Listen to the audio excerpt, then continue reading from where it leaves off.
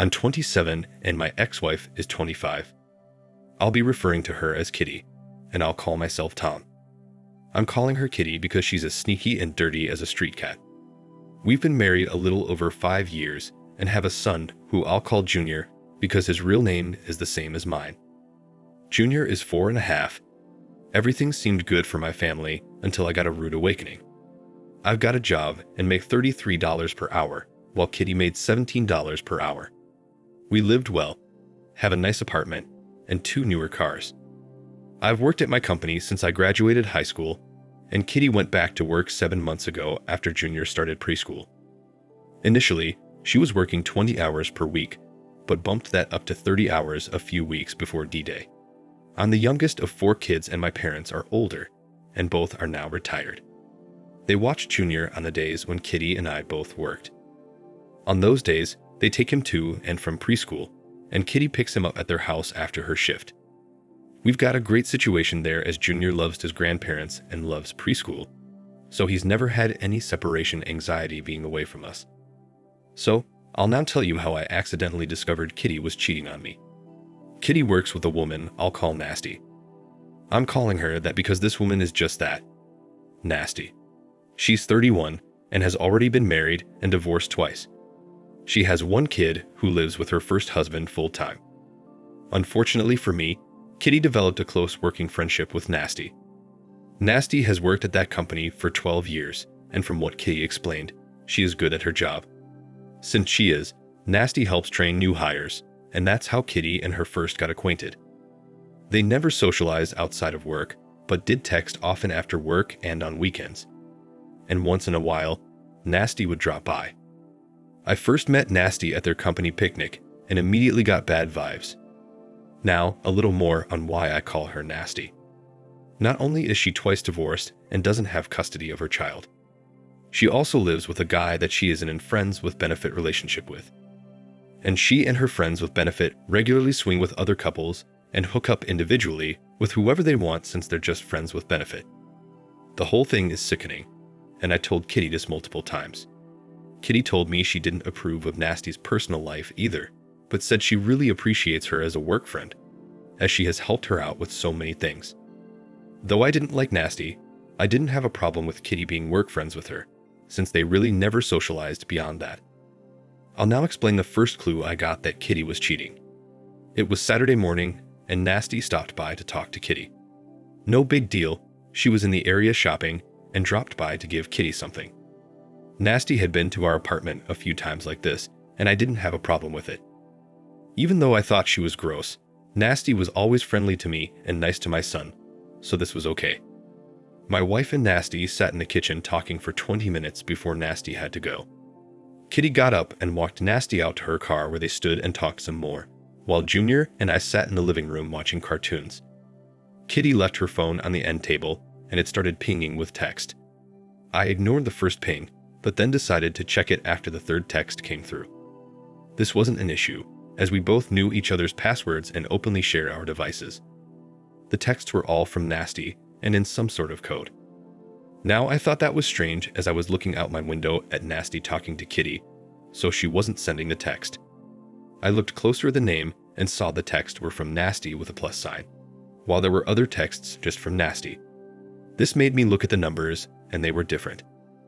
I immediately knew something wasn't right. I saw Kitty walking back to the apartment, so I quickly took down both numbers to investigate further.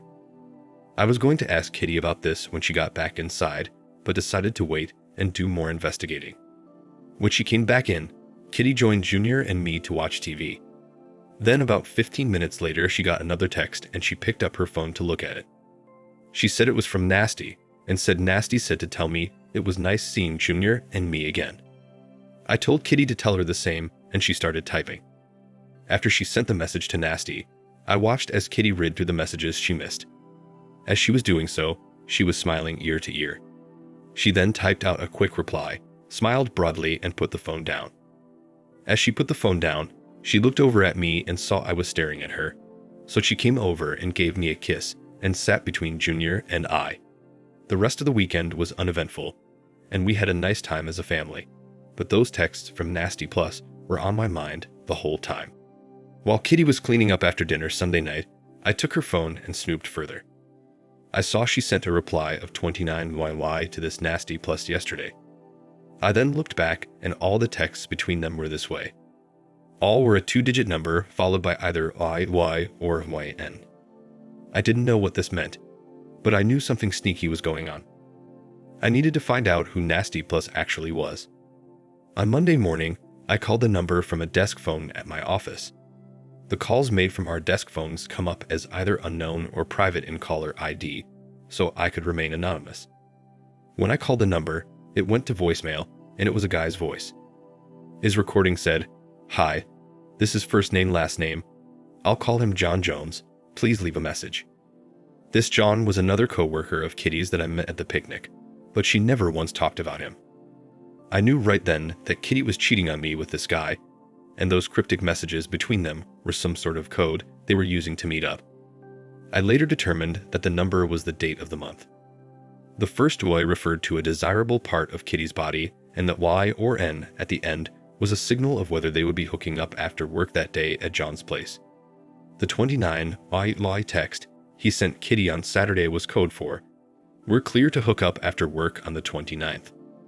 I looked the guy up on social media, but he only had a basic profile with a single profile pic, and all of his friends were hidden.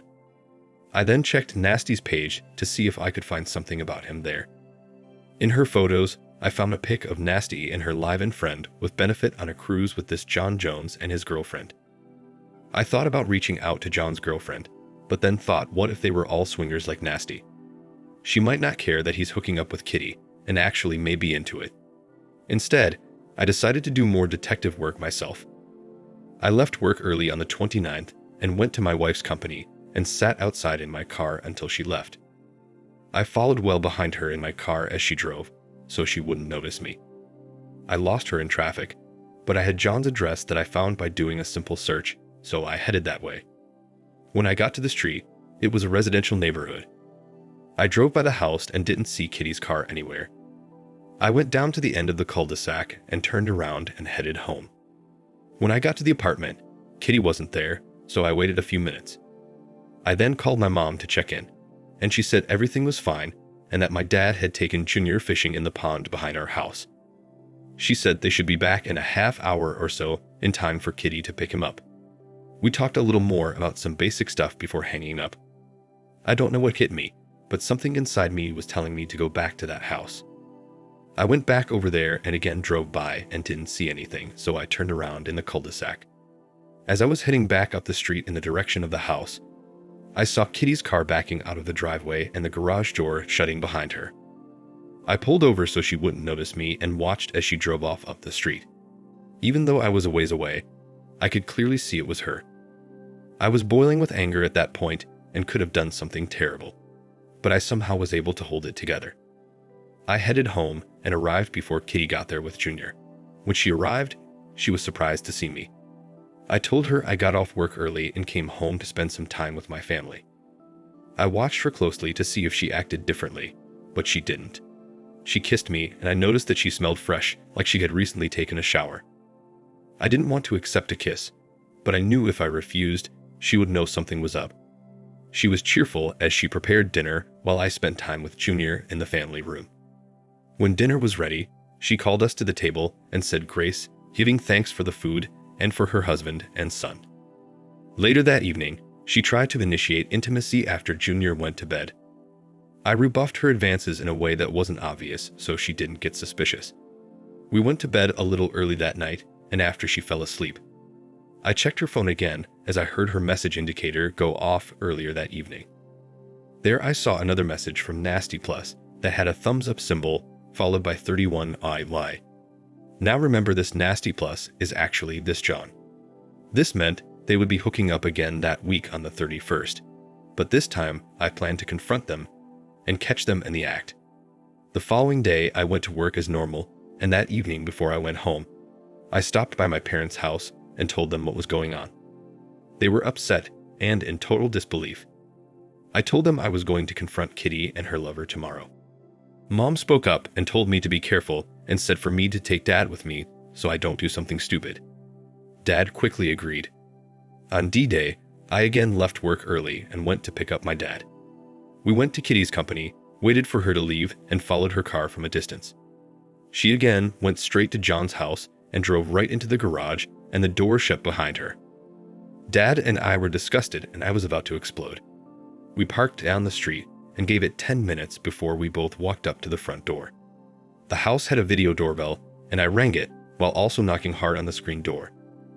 I looked right into the camera and said, "John, I know you're in there with Kitty and I know what you're doing. Open the door." He didn't answer. My dad then said, "Give me your keys." I asked him why, and he said he was going to move the car up and park it in front of the driveway. Dad then looked into the camera and said if they don't answer, we'll just wait here until they come out. After Dad moved the car, we sat on the hood and waited. During this time, I was calling and sending Kitty texts, but she wasn't responding. After 20 minutes of waiting around, I called Kitty's mom and dad and told them what was going on, and they came over and joined Dad and I. About 10 minutes after that, a woman drove up with a puzzled look on her face and started pointing in the direction of the driveway. I realized it was likely John's girlfriend, who I'll call Betty. I walked over to her car, and she cautiously rolled down the window. I explained who I was and what was going on. She started tearing up and got upset. She then opened the garage door, and there was my wife's car parked beside her boyfriend's Camry. Seeing this, she started pounding on the steering wheel, saying "God damn it" over and over again, with tears coming down her face. She parked her car on the street and marched up to the front door, taking out her key. She opened the door, and standing right there in the foyer was John and Kitty, fully clothed and looking at us with an innocent, "What's going on" type of look. John spoke up and said, "Hi babe, I was just talking to Kitty here about work." Betty didn't say anything. Instead, she lunged at him and started hitting him, ripping off and breaking his glasses and screaming for him to get out. Her actions were so sudden and unexpected, Dad and I didn't have a chance to react. John didn't attempt to defend himself, and Betty was landing blows. He eventually made it out to his car, got in and locked the doors. Betty then grabbed a metal garden rake and started swinging it at the car, breaking the driver's side mirror and windshield wiper, and denting and scratching the driver's door. I managed to calm her down after a few minutes, but she was seething. The entire time, Kitty was standing there on the front lawn crying, with her parents asking her what the hell she was doing there. I then turned to Kitty and told her not to try explaining, as I already knew everything. I then told her to not even think about ever coming home and that we were done. She started crying and tried hugging her mother, but her mother told her to get away. Kitty then started jumping around and crying, and then ran and got in her car. I spoke to her parents and told them that I would be keeping Junior and she was not to come to my house. I told them they were welcomed anytime, but for now she was banned until we worked things out in the court. After this, my dad and I left, and he drove as I was too upset. We went back to my parents' house and told Mom what happened. My heart was pounding so hard, and my blood pressure had to be astronomical. I was so riled up, I almost puked. The thing that settled me down was seeing Junior. When he saw me, he ran over and gave me a hug, and I rapidly calmed down almost instantly. About an hour later, the calls from Kitty started. I didn't answer any of them, but listened to a few of her messages. She was crying and saying what she did was a mistake, and she'll never do it again. She begged for a second chance and said she was going to quit her job tomorrow and ask if we could start over. I sent her one response text stating, "Get a lawyer, I'm divorcing you." She kept calling and sending me texts all night, so I put my phone on silent and ignored her. The following day, I took the day off and kept Junior out of preschool. Junior and I and my parents went to the science center. We've been wanting to take him there for a while, and I thought it would be a good distraction for all of us. We had a great time and Junior loved the place. Later that evening, I explained to Junior that Mommy would be staying with his other grandparents for a while, and that he and I would be staying here with Grammy and Pops for a while, and that he would see Mommy a few times per week. He was fine with this as he had his own room at my parents' house and they spoiled him rotten. He asked if his mom was sick. In my head, I was thinking yes, but told him she and I had business to work out, and once we did, he would see her more often, but she would have her own place. He didn't fully understand this, but accepted what I said and went back to playing his video game. The following evening, I agreed to meet with Kitty at her parents' house. I again took Dad there with me for support and as a witness. Kitty first tried explaining her actions, but I told her not to bother because it didn't matter. I told her what's done is done, and I was divorcing her. She pleaded with me for another chance, but I told her no, there would be no second chances and that we would be getting divorced. I then told her Junior would be staying with me and my parents until everything got sorted out legally. Kitty then told me if I divorced her, she wouldn't have any reason to live. I then asked her parents and my father to join us, and I told them what she said. She was crying with her head down on the couch, and her mother went over to talk to her. Kitty's dad then spoke up and said he was going to find this John Jones and make him sorry he ever met Kitty. I told him not to do it as he's not worth it. Kitty's dad and I get along well, and I told him I didn't want him to get in trouble. We spoke for a few more minutes, then Dad and I left. I didn't hear from Kitty that night, but the next morning she called and left me a message saying she had resigned from her job. I didn't respond to her, but thought to myself, great, now she doesn't have an income, so I'll be paying through the nose. Kitty kept contacting me, trying to get me to take her back, but I only responded when she had a question about Junior. I met with a lawyer and gave her the green light to move forward with the filing. We live in a state where cheating still matters in divorce, so my attorney says we're in good shape there since I have two witnesses, my dad and Betty. A strange thing happened to me a few days after all this went down. I got a call from Nasty, Kitty's former coworker. Nasty starts off telling me she was sorry about Kitty and me and said she feels responsible for this happening. She said she encouraged Kitty to get into an FWB relationship with John and that she and John were once FWBs before but no longer were. She said John wanted to get back into an FWB with her, but she didn't want to. So she connected him with Kitty, who had expressed an interest in experimenting with an FWB relationship to her, and that's how their relationship started. Nasty said I shouldn't think about what she did as love, saying it was just a physical outlet for Kitty, and that this side piece could actually enhance our marriage. I couldn't believe this witch was actually trying to feed me this nonsense, so I stopped her mid-sentence and told her that she, Kitty, John, and whoever else is engaging in this sick behavior are disgusting pieces of trash, and to never call me again. I then disconnected the call and blocked her number. What was she thinking by telling me this? A couple days later, I got another unexpected call from someone, but this time the person had something worthwhile to tell me. It was Betty. She was calling to give me an update and to see how I was doing. Betty told me that after everyone left her house on D-Day, she found a bag of illegal substance on the dresser in her bedroom. Not knowing what to do, she called her father, who told her to call the police, so that's what she did.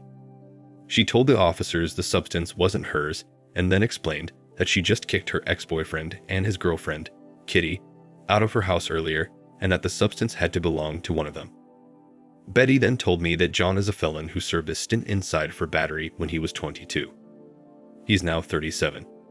She said she thought he had cleaned up his act, and that's why she gave him a chance and ended up falling in love with him. Betty said she feels like such a fool now, as he was basically living free in her house and he was using and cheating on her right under her nose. I told her not to beat herself up too much, as I too was fooled by Kitty. We both vowed to never be fooled again. That night, I went over to my in-laws to have a discussion with Kitty and her parents about what Betty told me. Again, I took my dad with me to witness everything. I think Kitty thought I was coming over to reconcile, but when I told her the reason for my visit, she broke down crying. She swore she didn't know John was a felon and swears she knew nothing about the substance. I was really steamed and told her, "Do you see how you put our lives in danger?" She said yes and kept saying she was sorry. I told her I will not allow her to see Junior again until she gets a complete drug test done. She kept crying, but agreed to get the test without any further pressure from me. I told my lawyer about my wife's lover being a convicted felon and about Betty finding illegal substances in her house that likely belonged to him. My lawyer said this was terrible, but then said it was great news for me, as this information, along with Kitty being a cheater, would more than likely be enough for me to secure full custody of Junior if we pushed for it. I was undecided at that point on whether I should push for full custody. My attorney said I should, and we should tender all the evidence. I was hesitant because I knew that would destroy Kitty, and I didn't want to do that, After all, she is Junior's mother. Kitty's parents begged me not to do it and instead suggested a 60-40 split where I have Junior 4 days and Kitty has him for 3. In the end, I followed the recommendations of my attorney and let her present to the judge the information regarding the fact that Kitty had an affair with a felon. She also entered into evidence the police report about the illegal substances found at the home where John lived. Kitty's attorney objected to this, stating the substance didn't belong to his client and she has never used any type of illegal or prescription drug. Kitty's attorney also provided copies of 2 drug tests Kitty took right after D-Day that showed she was clean.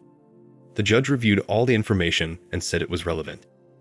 The judge ended up granting the divorce and awarding me primary custody of Junior. I have him from Tuesday through Saturday, and Kitty has him Sunday and Monday. Junior and I moved into a new apartment 5 minutes from my parents' house, so everything was great there. Kitty is still living with her parents and has started a new clerical job at the church her family attends.